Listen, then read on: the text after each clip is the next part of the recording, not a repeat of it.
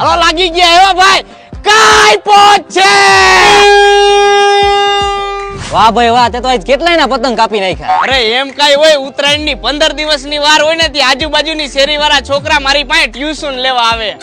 તો ગામમાં તારું મોટું નામ હશે ને ભાઈ? અરે ભાઈ, તારા ભાઈ નું એવડું નામ હે ને કે ગામમાં બધાય મને પતંગબાજ કહીને બોલાવે. વાહ ભાઈ વાહ. તો તારાથી ગામના છોકરા બધા બીતા હશે ને? અરે જ્યારે હું પતંગ ચગાવતો હોય ને તો છોકરાઓ તો હું એના બાપાએ પતંગ ચગાવવા ઉપર નું આવે. ભાઈ તું આટલા વર્ષથી આ પતંગ ઉડાડેસ તો ટોટલ દે કેટલા પતંગ આપ્યા? એલા મેં કોઈ દી એનો ટોટલ માર્યો નથી. જેમ માથામાં વાળ ગણ્યા ગણાતા નથી ને, એમ મેં એટલા પતંગ કાપ્યા ને ઈ કોઈ દી ગણાતા નથી. વર્ષોથી એકની એક પતંગ ઉડાડું હું, આ એકની એક. વાહ ભાઈ વાહ. તો ભાઈ તને ઇનામ દેવાની જરૂર છે. એલા ઇનામ નહીં, મને નેશનલ એવોર્ડ મળવાનો હતો. કેમ કે મેં ચોમાસામાં 4 મહિના એકની એક પતંગ ઉડાડી. ઓલા આવડા કરા પડ્યા ને તોય આપણી પતંગ હેઠી નથી ઉતરી. વાહ ભાઈ વાહ. એલા ભાઈ બસ લે, હવે આ તારી બધી વાતો સાંભળીને મને ઝાડા થઈ ગયા છે. તને તો વાત